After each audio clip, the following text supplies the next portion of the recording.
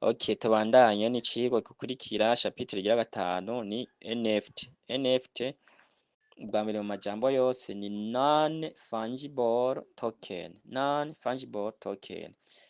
Muri iki kigo tuza gukoresha amajambo asset, fungible na non fungible. Reka tumaze dusigure ico arico aya majambo. Asset bwa mbere imbere yuko tuvugana tumaze tutahura NFT ni iki. NFT ni dApps, ni decentralized application, ni application decentralized kandi ikaba iri muri blockchain, ikaba yifitiye na smart contract.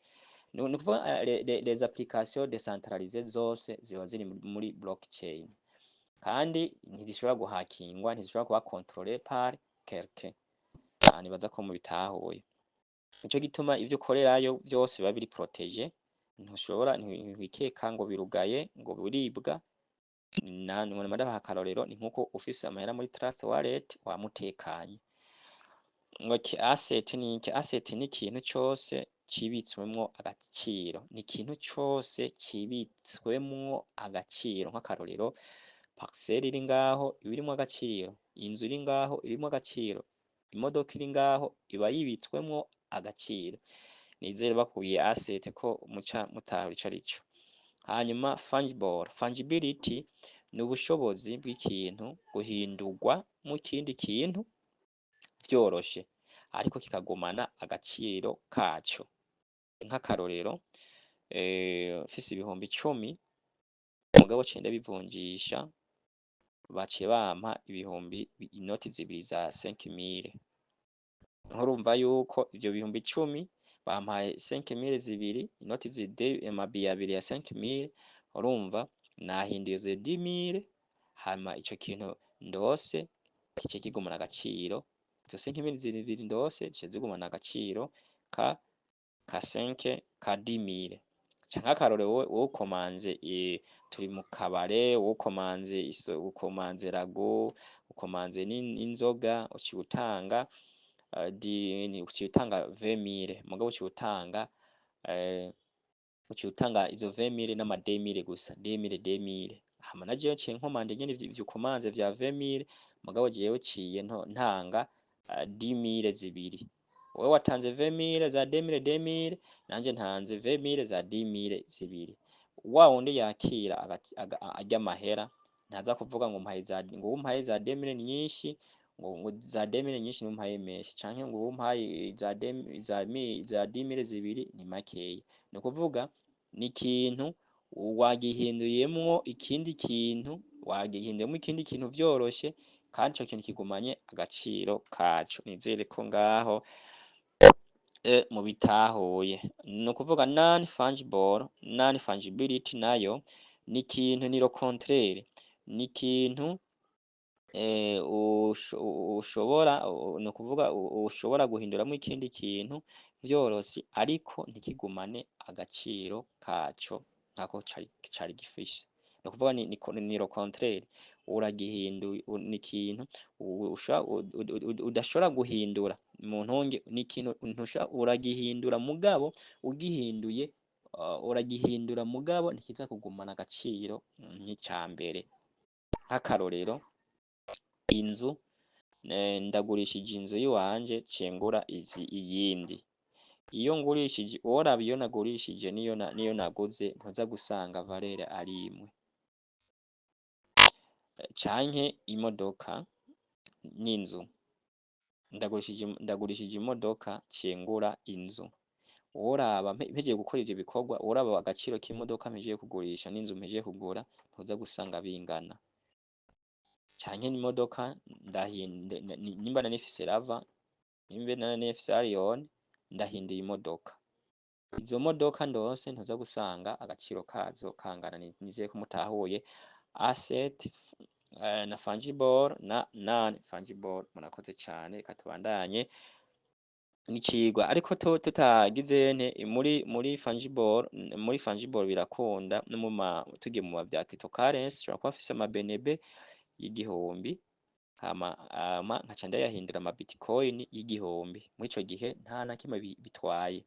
Mfise ama BNB nayo mfise nce ndayashira mu bitcoin ncenda BNB z'igihumbi ndazigize Bitcoin z'igihumbi, urumva ko ari fungibility.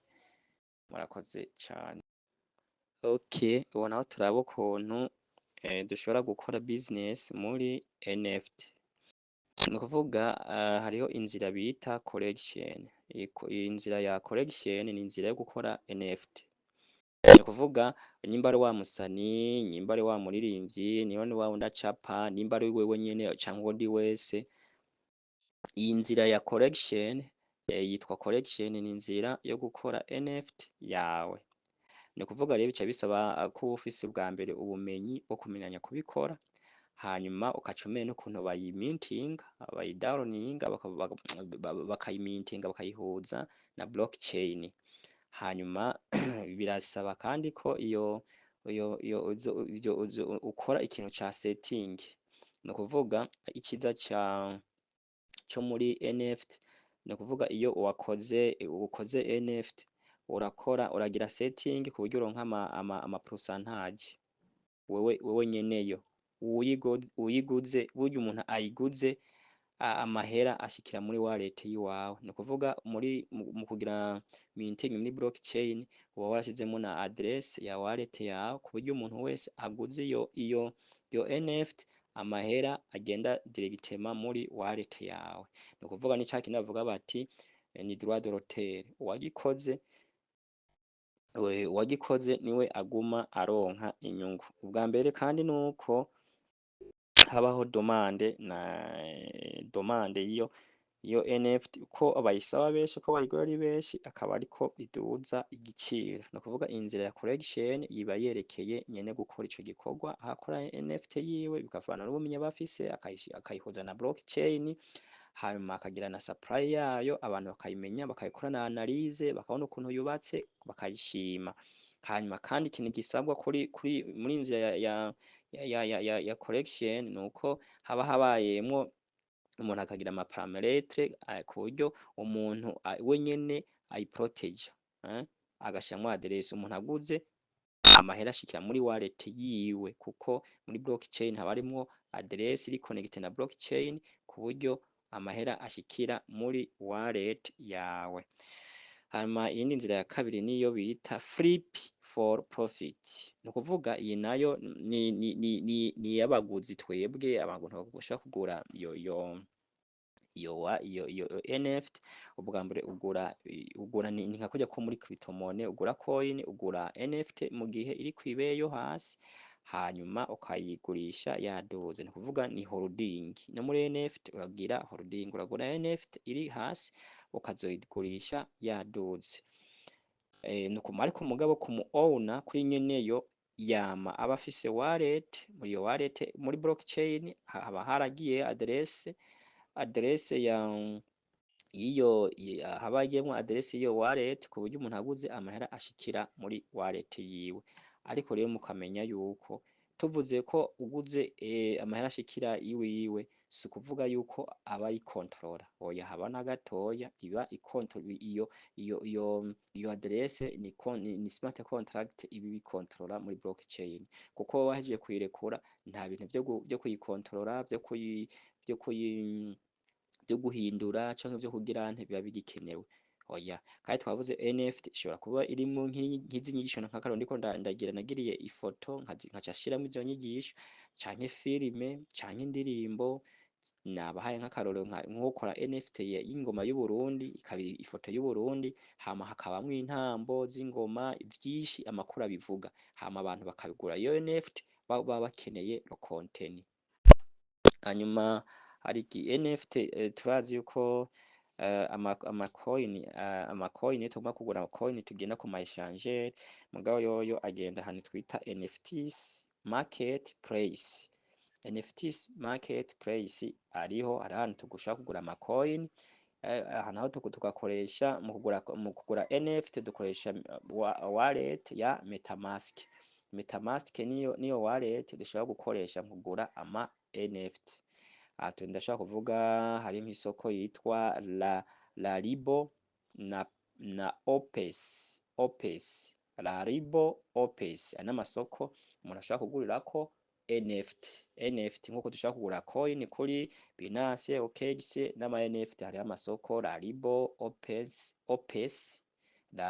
Opes aha turashaka kugurirayo ama NFT. Ni ukuvuga rero ikindi kintu twovuga ama NFT nayo nyine yubakirwa munsi ya blockchain.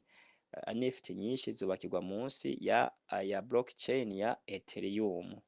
Ni ukuvuga NFT aba developer nyinshi zubakiye munsi ya blockchain ya Ethereum, ariko ico twita rezo ca zihinduka, iguma ari ERC ntiba ERC20, hariho ERC 72.1, ERC 72.5 n'izindi zitwaza ko zibaha muzibone. Ni ukuvuga rezo ziratandukanye z'ama NFT n'izama coin, ariko ama blockchain ushobora kuyubakira hariho hose, ariko nyinshi zubakiye munsi ya blockchain ya Ethereum. Sero nico twabonye usability yayo canke revolution ya